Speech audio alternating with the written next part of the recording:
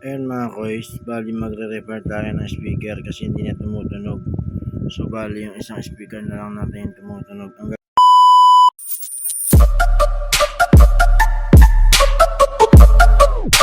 So ayun mga koys, for today's video mga koys, gagawa tayo ng series. Bali gagawin natin series yung ating speaker. So ito mga koys, panoorin nyo mga koys yung paano ko siya gagawin para nasa ganun makatulong naman sa inyo mga koys. Kung gusto nyo gawing series yung inyong mga speaker, ito panoorin nyo lang ito mga koys para sa inyo itong video na ito.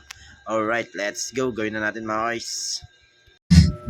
Ayun mga koys, bali magre-repair tayo ng speaker kasi hindi na tumutunog. So bali yung isang speaker na lang natin yung tumutunog. Ang gagawin natin is series natin. Series natin to. Ito meron tayong negative, may guhit. Yan yung negative natin din. Ito yung positive. Alright, bali ito yung positive natin. Ito yung negative. Yan bali ito yan. Bali yung isang wire na to. Nakakonect na to dun sa ating isang speaker. Okay na yung gumagana yan. So, papatunogin natin kasama nitong malaki. Gagawin natin i-series natin para mapatunog natin. Ayan. Ayan isang speaker. Bali series na yung dalawa na yan. Bali ayan yung gagawin ko dito sa sa speaker na to. Ayan yung gagawin natin dito para maging series din. So bali yan yung ano na yan, tumutunog na yung parehas. Yung isang malaki at isang maliit. So yan yung gagawin natin dito sa ating speaker mga guys. Papatunogin natin yan. Abangan nyo mga guys, papakita ko sa inyo pag tumunog na. Negative, ito yung negative yung may guhit din, ito yung positive. Yan, bali yan dito yan. Tapos ito yung negative. Yan, ganyan siya. Yan, kabit na natin. Ayun mga guys, yan. Bali na-connect na natin yung ating positive dito sa speaker 1 natin. Yan, then ito yung speaker 2 natin.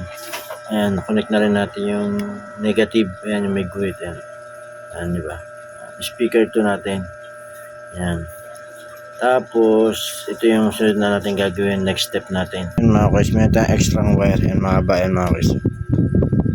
Bali, kukunin natin dito yung may guhit. Yan. Negative yan. Bali, itong negative na to is kukunik natin dito. Yan. Sa negative ng speaker 1. Then, i-connect din natin itong isang ito, atiin natin yung bali ganito. Wait lang. Ayun mga kasi yung negative na wire lang yung kinuha natin. Bali itong dulo nito is i-connect natin dito sa speaker 1 yan, sa negative na speaker 1. Then itong isang dulo is i-connect din natin dito sa negative na speaker 2. Ayan, ayan. And bali kahit magkabaligtad dyan sila, kahit ito ibaba mo o itaas mo, okay lang. Ayan. Bali same lang yan. Ito i-connect natin dito, diba?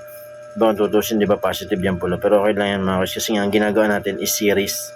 Bali gagawa tayo ng connection na series mga guys dito sa speaker. Kasi ito yan ko lang papansin nyo is lang to, B6 lang ito.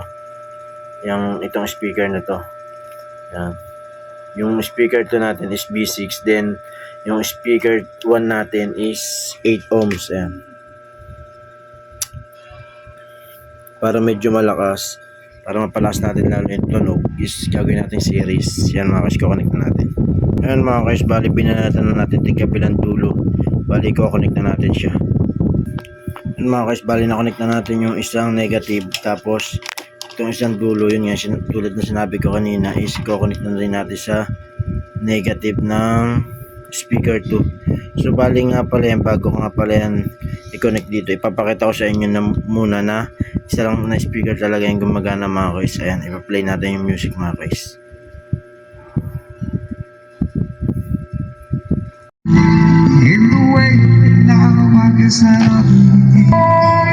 Yan mga guys, so isa lang yung gumagana. Yan lang yung gumagana mga guys. Yan lang yung gumagana yung speaker, tsaka yan, dalawa yan.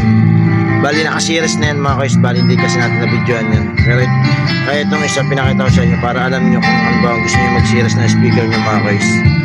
Ayan. Bali ito yung pagkaganahin natin mga guys. Ayan. B6 lang yan mga guys. Yan. B6 yung size na speaker na yan. Tapos itong isa is 8 ohms. Yan. Pansin nyo mahina, di ba? Paparinig ko sa inyo mamaya yung malakas na tugtog kapag dalawa na sila. Dalawa na sila naka-series na speaker mga guys. Ayan mga guys, nakakonect na nga pala yung natin dyan. Yung negative and positive natin sa speaker 1. Then ito yung sa speaker 2 natin. Pakita ko rin sa inyo. Ayan mga guys, nakakonect na rin siya sa speaker 2 natin.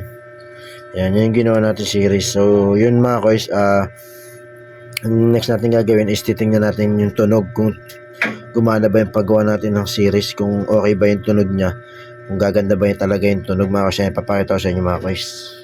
Ayan mga guys, gumagana na mga guys. Ayan yung ginawa nating series mga guys. Ayan, alright. Gumagana na. Ganyan.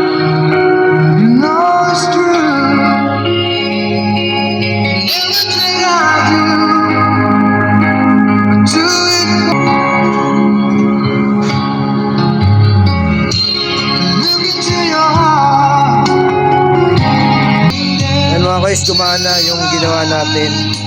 So yun, sana nakatulong yung video na to mga guys. Gawin nyo rin to para sa ganun. Kasi itong malaki natin is 8 ohms. Ito na maliit, 6 ohms. So bali, total niya is 8, 10, 12, 14 ohms. Bali 14 ohms na siya. So yun, balance na siya dito sa kabila. Ayan, 14 ohms na siya. So, ayan, gumanda-ganda na yung tunog niya mga guys. Bali 14 na siya, 14 na yung 14 ohms na. Pero dito sa amplifier ko is mga ano lang sana, mga video silang. Pero okay na yung katpano eh. Walang problema, meron ko naging 14 siya. Alright, thanks for watching mga guys. Sana nakatulong itong video na to. Peace out.